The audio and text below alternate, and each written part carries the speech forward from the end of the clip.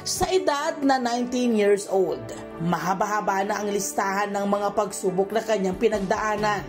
Yan ang kwento ng buhay ng kabarangay nating si Casey Ruga, isang cancer warrior.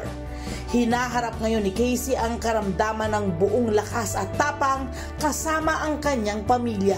Nililibang din ang sarili sa negosyo at araw-araw na nananatiling positibo anuman ang bato ng mundo.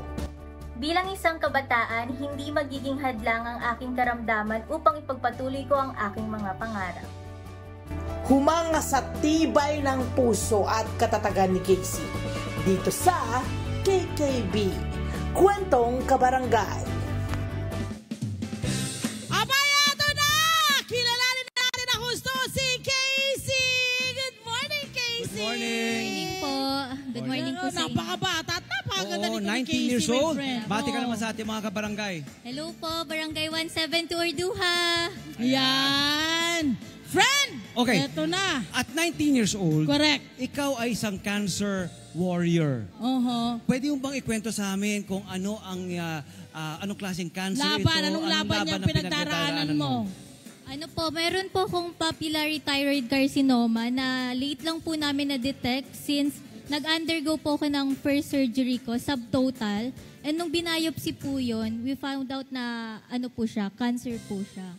Cancerous siya. Opo, cancerous po. Okay. Para naman sa kaalaman ng ating mga kababayan ngayon, gusto naming malaman ano daw yung nagiging cause ng ganyang klase ng cancer. Actually, ito po to ano po, namamana po kasi siya eh. Ah. Opo. Genetic siya, Tsaka yung hereditary. mga symptoms niya kapag ka makakalimutin ka po, tas yung nag-weight gain ka, pwede naman po yung nag-lose weight ka din po. Ganun po. Oh, Tas lamigan, ganun. katulad ko po, ganun po yung mga nararamdaman. Symptom. Lamigin ka, Oo. friend. Oo. Friend. Di, okay naman ako. Pero, Pero gusto ko yung tinan mo ha, mas maganda talaga nagmumula sa kanila eh. Para Oo. alam mo kung ano yung kailangan mong abangan. Tapos, kailan naman nalaman na, ayan, kailangan ng operahan? Kailan ka nagpa-opera? Nung 2020 po kasi, pandemic po kasi noon eh. Nung nag-boom po yung pandemic, sabi lockdown, doon ko po na-detect. Sabi ko, bakit parang may bukol po ako dito? Tas yun, limited lang naman po yung mga galaw po natin during that time. So hindi ko pa po napacheck up. So mga around 2021 ko pa po siya napacheck. Then, nag-ano naman po ako, nag-biopsy. Okay, Tapos, okay. Opo, ano naman siya, benign po yung lumabas. Kaso di katagalan po, nag-ano po siya eh, lumalaki po siya ng lumalaki.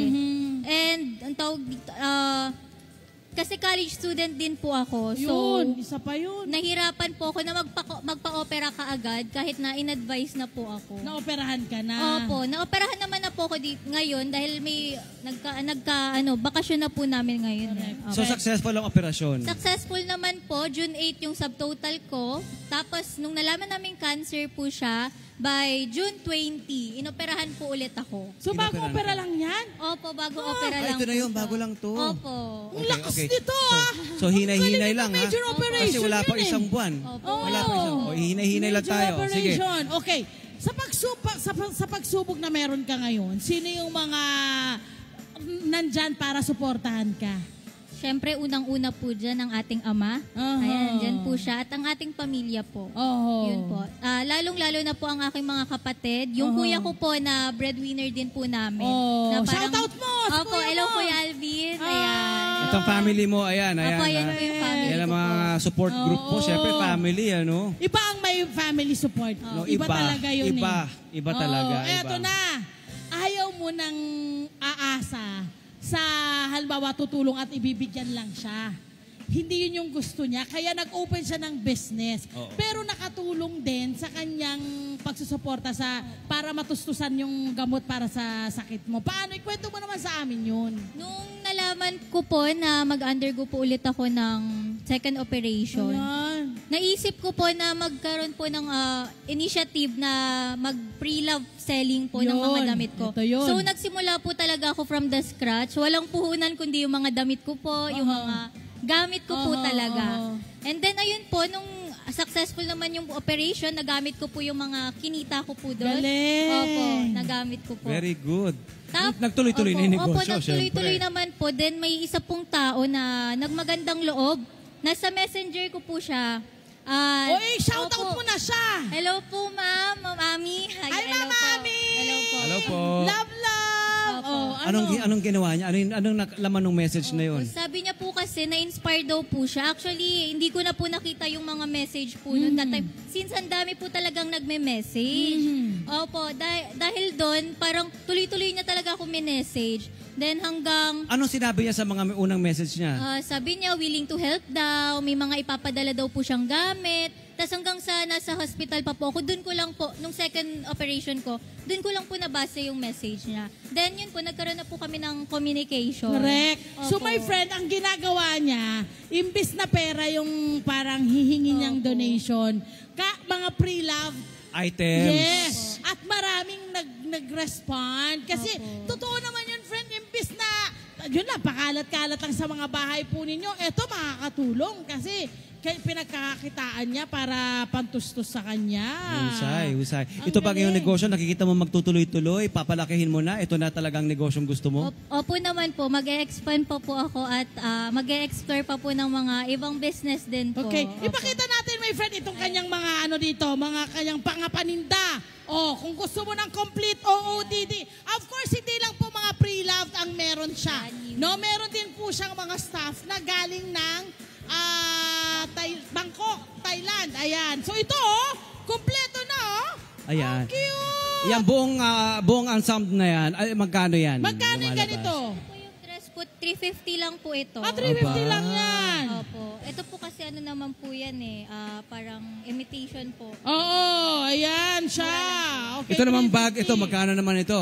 Ito po, dahil original din po yan, mga around 3-4. Oo, kasi sa mga bagong-bago, parang mga Opo, bago pa po. 15-20 yan. Opo. Oh. So makukuha nyo lang ng 4,000. 3,000 nga bad. lang Or yun, 3,000. Oh, not bad, hindi ba? So sino kadalasan ang iyong mga nagiging suki dito sa iyong mga Negosyo. produkto?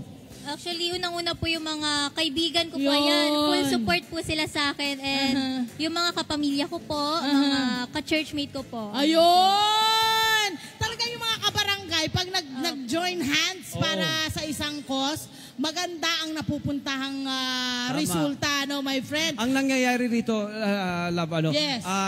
nakikita ko sa 19 years old na Correct, napakabata. kabarangay natin ito, 19 years old lamang siya. Oh. Ano ang mga nagiging business sensibilities mo na napipick up mo sa murang edad mong ito? Yes. Kasi ito yung tipong ng mga... Kasi ito yung aral lang talaga iisipin ko kung tutuusin mag-aaral lang Oo. Mas na po yung relationship and communication ko po sa mga tao. Parang yung pagiging introvert ko po, ayan, mas napapakita ko po. Bigla ang naging makwento na. Opo. Gusto mo makakasama na yung pamilya mo or mga taong nagmamatter sa'yo. Ayan, hindi na niya natitake for granted yung mga dapat na bigyan niya ng panahon at oras. Oo, lalo na Ganda. ito, di ba, cancer survivor ka. Ano na ang lagay na yung kalusugan ngayon? Yeah. At, Ngayon po, nagre-recover pa rin po ko and by this July 29 po, mag-undergo po ko ng radiation therapy po.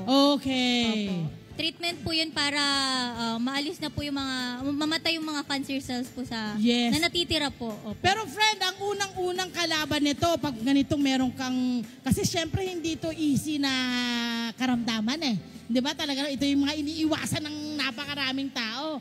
Yung isip mo, no? Paano mo siya nilalabas? Ito bang ginagawa mo, nakakatulong, paano? Pwede mo ba ikwento sa amin?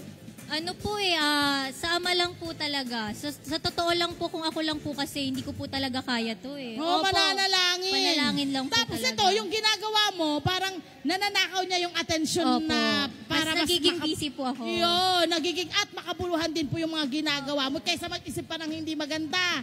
Ayun naman, yun doon naman ang hanggang kailan, actually matagal Ang kasi gamutan. gamutan ng Oo. cancer. Hanggang kailan daw? Ang pagkakaalam ko po ay every 6 months po ang aking Yes, treatment. tama yan. Opo. Kailangan. And may lifetime maintenance na ako since yung both thyroid gland ko po, natanggal na po siya. Oh. kailangan talaga huwag ka ma-stress. Ang trabaho, Yes. kahit anong trabaho, negosyo man yan, may tendency magbigay ng stress. So, Kaya kailangan nga. ma-manage mo yun. Kailangan maiwasan mo. Ano ang mensahe mo sa mga kababayan, mga kabarangay natin na dumaraan sa gaya ng pinagdaraanan mo? Anong mensahe mo sa kanila? Laban lang po tayo sa buhay dahil wala naman talagang madaling pagsubok na dumarating sa atin. Pero naniniwala ako lahat ng unos, malalagpasan natin sa tulong ng Ama. Yun! Very good. Husay. Meron ka bang gustong mga pasalamatan dito sa na talaga namang sumusuporta at hanggang sa kasalukuyan, na tumutulong sa pag-recover mo. Hindi ka iniiwanan. Pinapasalamatan ko yung pamilya ko. Actually, yung mga kapatid ko na lang kasi ang kasama ko ngayon since yung mother ko namatay recent lang. Nung February lang po. Our condolences. Opo, Our condolences. salamat po. Ayan.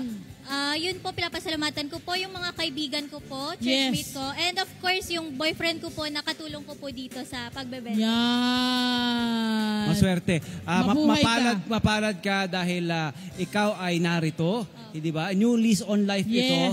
At meron ka negosyong pagkakaabalahan at marami ang iyong pamilya ay nariyan pa rin, mga mahal mo sa buhay nariyan pa rin. Friend, sorry ha, kinilig lang kasi ako nung binanggit niya yung boyfriend niya eh. Parang gusto ko rin sabihin na ang gandang test nito sa kanilang pagmamahalan kasi yung boyfriend niya nandyan pa rin para tulungan siya. So mukhang talagang tama yung ginagawa mo, nananalangin ka, pinagpapala ka sa iba't ibang klase ng aspeto sa buhay. Ayan, my friend! Hello po mga Kanet 25! Si Kuya Tony Pet po ito mula sa Love, Tony Pet and Everything. For more Love, Tony Pet and Everything updates, just click on our subscribe button and follow us on our Net25 social media pages at Net25 TV and at Net25 Entertainment Facebook. Magkita-kita po tayo!